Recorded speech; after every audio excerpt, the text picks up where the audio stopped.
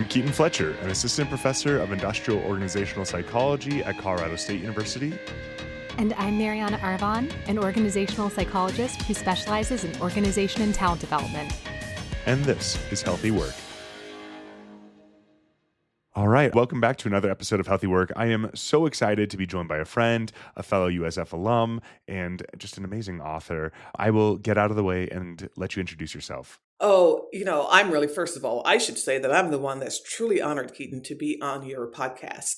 I was so delighted that you reached out. But I'm Gena Cox. I am an IO psychologist, which is sort of my formal designation. It's what's on my PhD diploma. But really, what I am is a psychologist who works directly with business leaders, organizational leaders, to help them understand how important the human experience is to deliver and to power their vision of success for their businesses. I am encouraging them as they go forward in these very ambitious goals to remember that there's always a slice of that pie that must be focused on the human experience, even as they're so busy focusing on financial, marketing, sales, and other aspects of their leadership impact. That's so awesome. And I think that slice of the pie, the focus on the human experience, is why you're such a good fit for this podcast. You wrote a book, Leading Inclusion, and I had the chance to read it, and it just feels very poignant these days. And I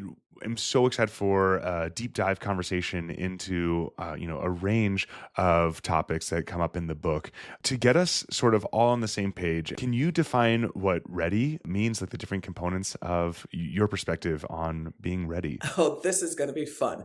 So it's sort of a play on the traditional acronym DEI, because I think of DEI as a very important acronym because the elements diversity, equity, and inclusion really are measuring outcomes. And these are outcomes that are elements of the employee experience. Any employee who is operating in an environment where diversity is present, where meaning, it looks like the world in which they live outside of the work, where there's equity, where there's a sense that the goodies of the organization are distributed fairly to all employees, and where there's inclusion, which is where each employee has the opportunity to have a positive day-to-day experience as they interact with their colleagues. Those are the elements of diversity, equity, and inclusion. Those things really matter. And so I'm very interested in that topic.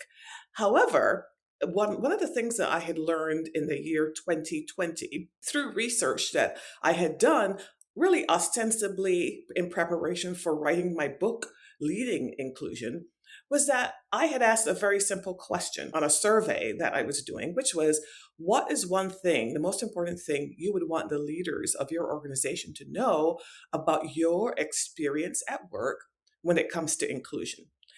It was sort of a throwaway question in a way that I put at the end of the survey. And I got so many responses, voluminous responses.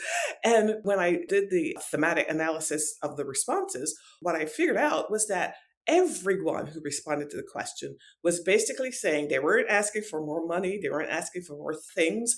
They weren't asking to be liked.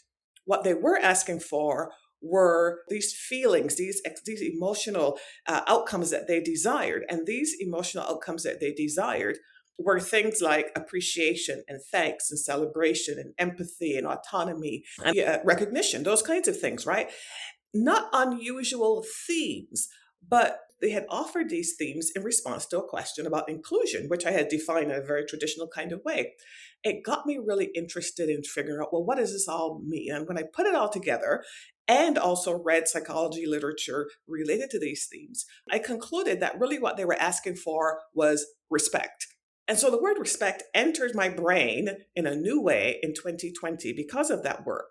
I hadn't thought about that concept very much, but here's what I learned about the concept of respect from a data perspective, from a psychology perspective in the subsequent years. I learned, first of all, that it's something that most people think they offer, but most people don't even have a definition of it. They don't really know what it is. So they don't know when the things that they are doing that they think are respectful, they don't know whether they are landing as respect to the other person, and they don't know how to explain to other people what they want when they are feeling disrespected. The other thing I learned very quickly was that people can assess this respect thing in a nanosecond, very quickly, of course, over time too. And that respect is a precursor to trust. You can't have trust unless respect is present first. Bottom line was, I started to realize respect is a big deal. And it's really the thing that has to come first before we think too much about diversity, equity, and inclusion outcomes, especially, Keaton, when I looked further at the data and realized that people of color who had responded to the survey were the ones who had a lot more to say about this issue than those who were not of color. Now, I'm not saying this is the most definitive thing, but that is the reason why my model is REDI. Starts with R, which stands for respect, then equity, diversity, and inclusion. I love that so much. And I really appreciate like how that shifts the perspective, especially for our field. I feel like IO psychology, we are criticized, honestly, rightfully so, frequently, of just trying to help companies maximize performance. And oftentimes, what that means is like, how do we make the business case for all these different components? And from as an occupational health psychologist, like, how do I make the business case for well-being? And when we're thinking about, diversity, equity, inclusion, how do we make the business case? And one of the quotes from your book of, you can ask me the business case if you want to know how I determine my consulting fee, but don't ask me the business case if we're talking about enhancing the experience of people of color at work. It suggests you'll only treat us fairly and equitably if we can show you that there's a financial payoff to doing so. I think that just like, hit me in the gut of like, if you are asking for the business case of like, why should I be treating people well? Clearly you have missed the mark on that very first step of respect. Yes. And we can't really move forward on a meaningful conversation and how to, actually improve the workplace if you don't respect the people that are working for you and, all of the people that are working for you, which, there's a lot of other stats that you point to, and you point to the statement of purpose from a corporation of the Business Roundtable that talks about corporations existing to promote an economy that serves all Americans. And so I would love to hear more about your perspective on what a world where corporations value and respect not just shareholders and profits, but the well-being inclusion of all employees and community members looks like. What are we working towards? So first of all, unfortunately, that whole statement from the Business Roundtable, I mean, so much has shifted in the last 3 to 4 years that corporations are stepping away from this focus on stakeholder concerns and are much more focused on shareholder concerns again, which I think, Keaton, means that this conversation is more important than it was even when I first wrote the book, because it's not that people don't want to talk about DEI, for example. They definitely don't want to talk about the business case for DEI. And on top of that, there does not seem to be as much space to talk about this whole idea of the critical value that humans play in enterprise success. So, of course, I happen to think that there is no other option.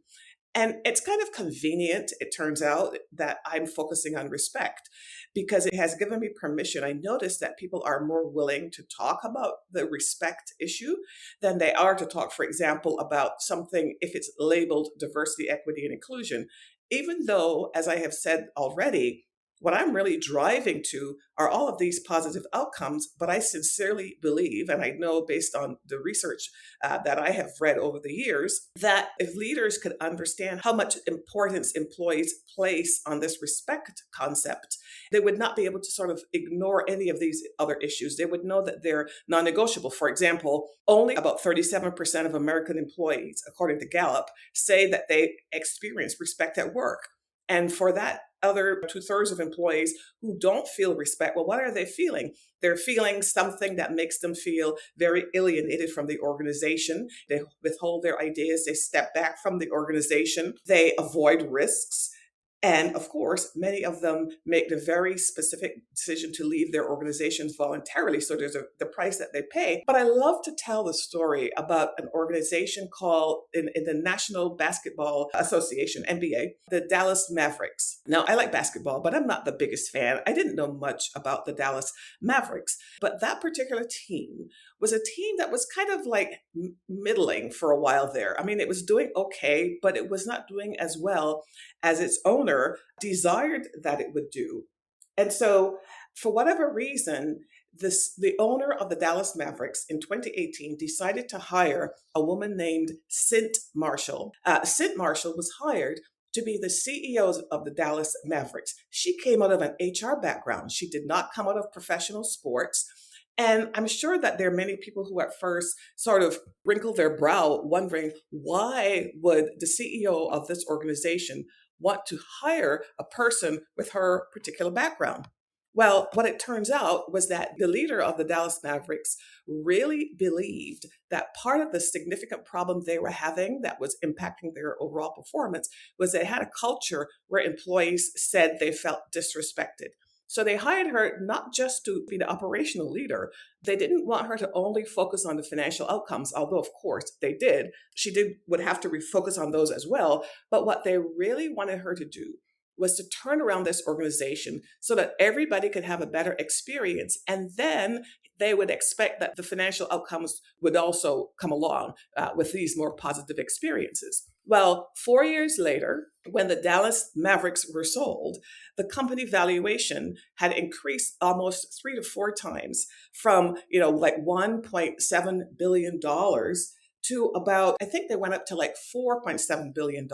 So it was about a threefold increase in the valuation of the organization when the company was sold. And by the way, the owner of the Dallas Mavericks is Mark Cuban, a very pragmatic billionaire. He doesn't do things just for fun. And he constantly said at the time he sold the business that the reason his company is so financially successful and also more successful on the court was because of the increased emphasis that they had put on the employee experience, on the experience, on the day-to-day experience in the organization, on the whole ecosystem, the experience of employees, the experience, of course, of the customer, the people who come to the games and buy the tickets, the experience of their suppliers, everybody who's interacting with them. So that's just one case study, but that's the kind of a world that I think we're all aiming for. Leaders want to be successful. They want to be admired. They want people to think they make good decisions, but they need their employees to also every day feel like someone has their back. I'm going to steal another analogy from professional sports. The designated hitters, for those who are not in the United States, exists in professional baseball in one of the baseball leagues in the United States. And these are people who come in because they're so good at hitting the ball that they come in place of other people on the team who are lower down in the roster who aren't as good at hitting the balls with the bat. They come in place of those people or people who have other roles. Let's say they're people who are better at pitching versus hitting. So they come in and they're the designated hitter because they can hit that ball really hard and make some more points for the team. I love that concept because I think every employee who shows up wants their leader to operate like the designated hitter for them as the one person in that whole organization who has their back and who they can trust to make decisions that are going to be in their best advantage, which, by the way, is the very definition of trust, right? Even when they're not looking. And so it's not just about high-level strategic thinking about what do leaders need to do to build the enterprise and to build financial value. It's also what do leaders need to do on that individual level so that every person feels like they have that advocate in the organization. Oh, that's so rich. And I love the story about the Dallas Mavericks. It's not that there isn't a business case for treating people with respect. It's that, I need your buy-in. I shouldn't have to make the business case is kind of what I take away from that of like, obviously we know the science suggests, the anecdotes suggest that organizations do better when they treat their people well and when they treat all of their people well and they value the individual contributions of their employees and they value their employees as people with full lives, not just like cogs in a wheel. But like, I shouldn't have to convince you, a fellow person, that other people are people, Right.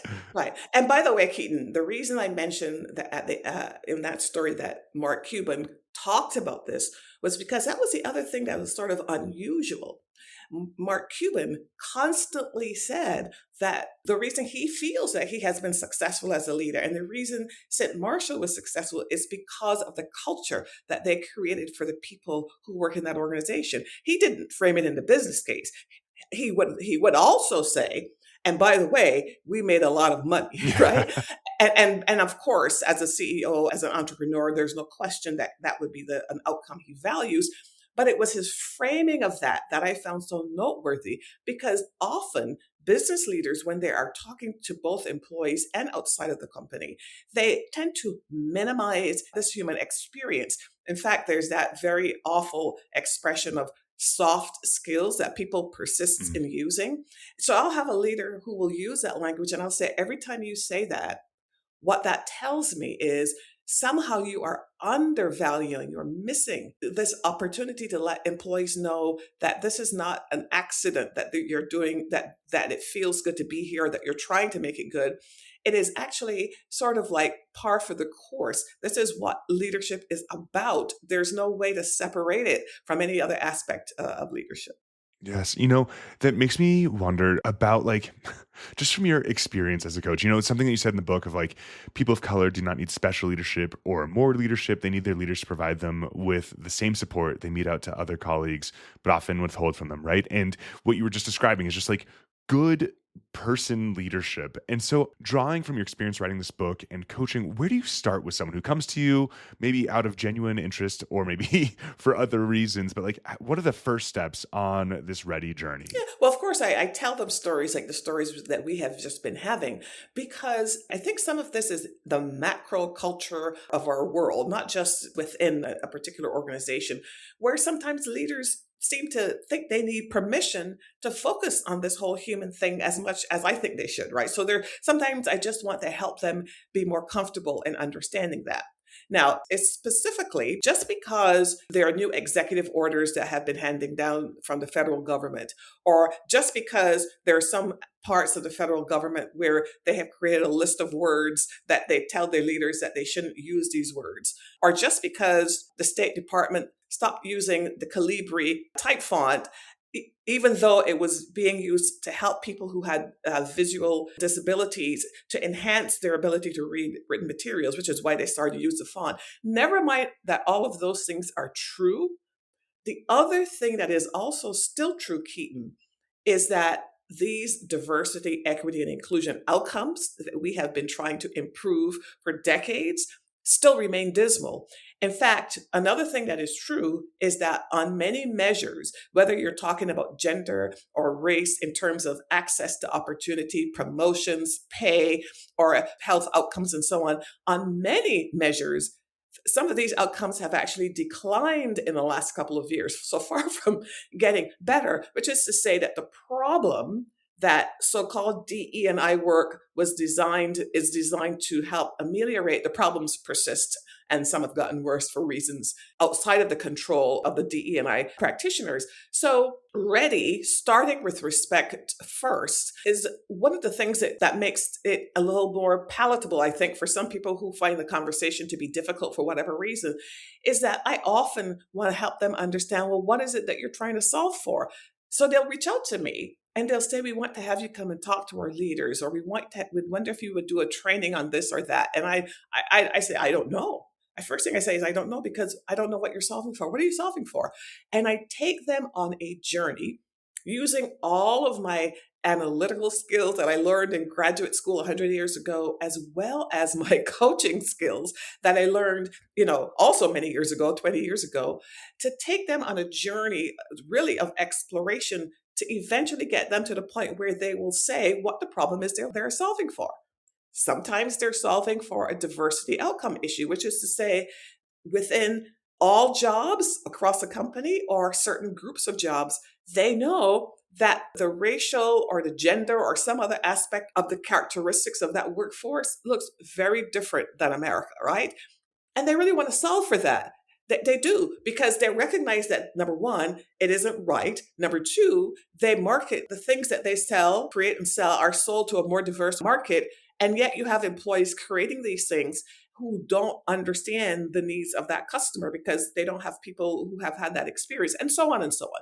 So sometimes it's a diversity issue. Sometimes it's an equity issue. They have data that has made it very clear that women are being paid significantly less than men, or being promoted into certain jobs, often the big revenue generating jobs, or the jobs that have high visibility because they create or design the product, or because they are in the career stream where they're working with all the hot technologies, whatever. They know there are discrepancies that fall into the category of inequities, and they'd like to fix that. So they don't usually start off by telling me that. And then sometimes there's an inclusion issue, which is to say that the day-to-day experience of employees in the organization varies as a function of what those employees look like, when in fact it shouldn't vary. Everybody should be pretty much having the same and hopefully positive experience. So like with Dallas, they felt they had an inclusion problem. They might have had other problems, but they definitely felt they had an inclusion problem.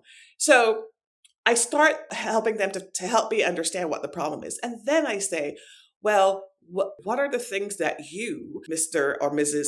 C-suite leader, can do to sort of establish or make a change with all of that? I believe it has to start at the top of the organization.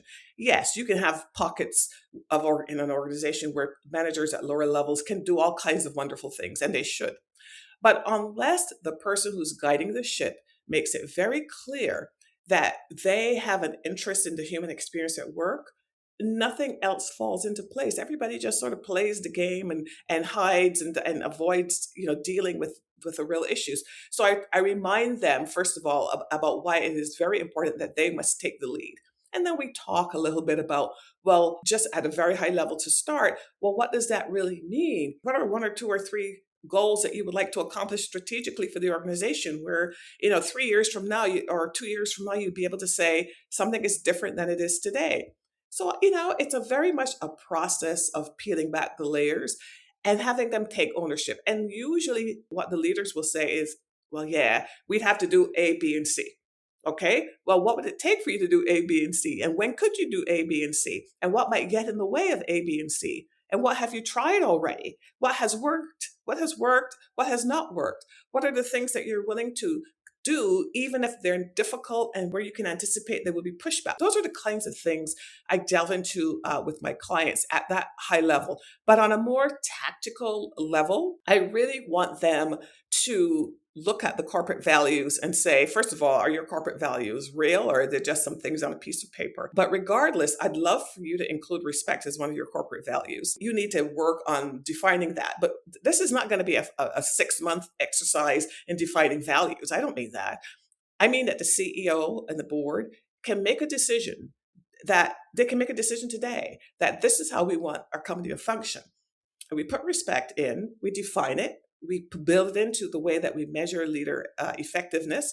We put it into our employee surveys so that employees can express or let us know, are they experiencing it or are they not? We ask employees, well, if you're not experiencing it, what are the things that are getting in the way? What would have to change in order for you to experience it? Making that focus, even a focus on just the respect concept, which I said, has to come first. I have found that that is a very powerful way of letting employees know that you really care about the human experience.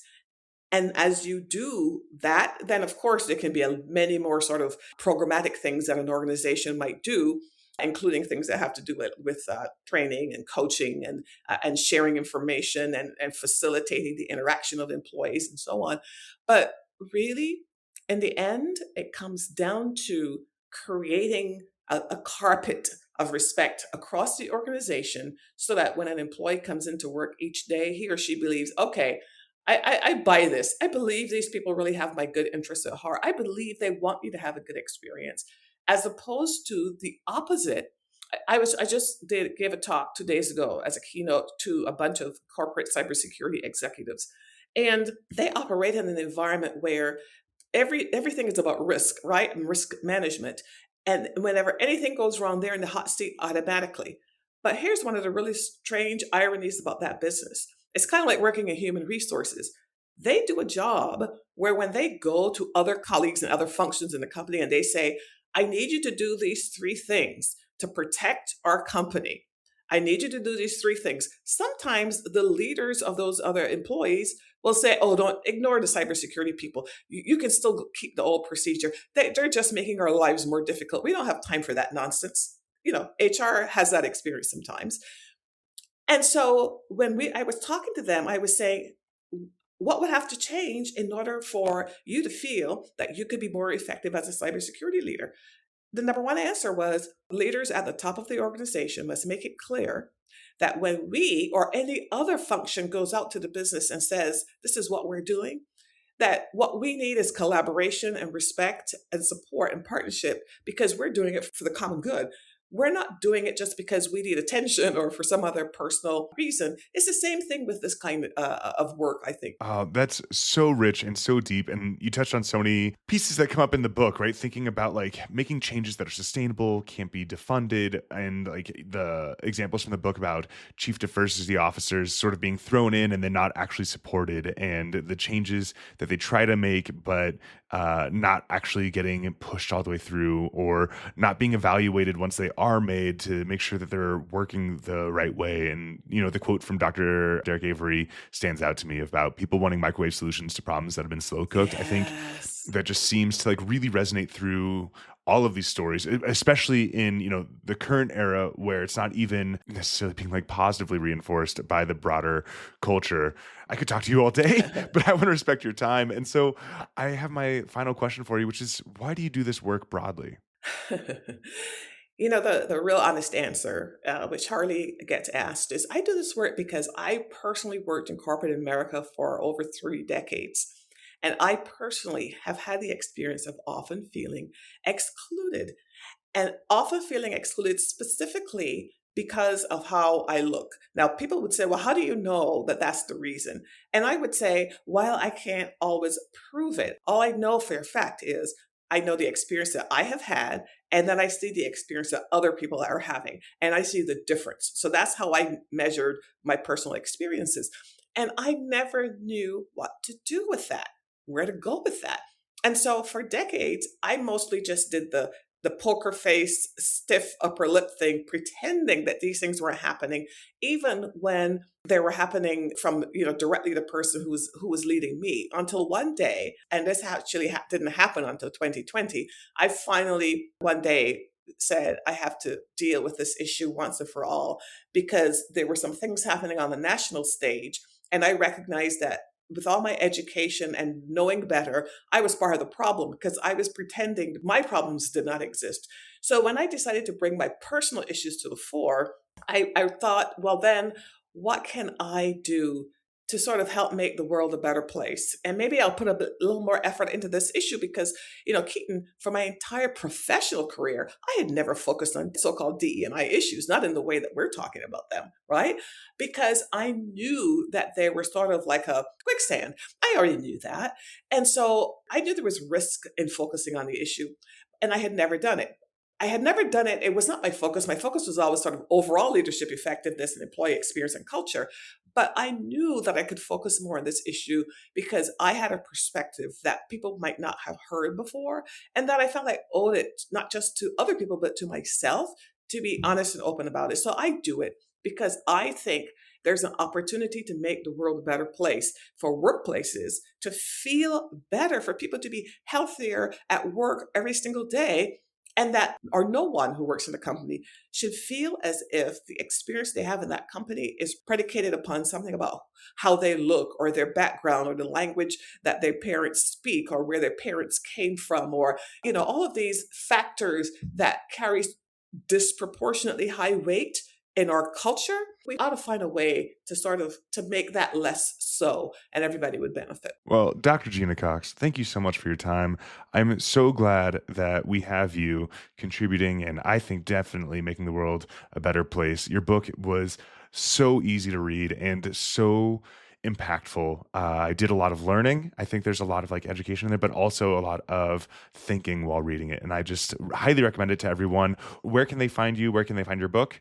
Thank you. So it's Gina, Gena, Gena Cox. You can find me on LinkedIn.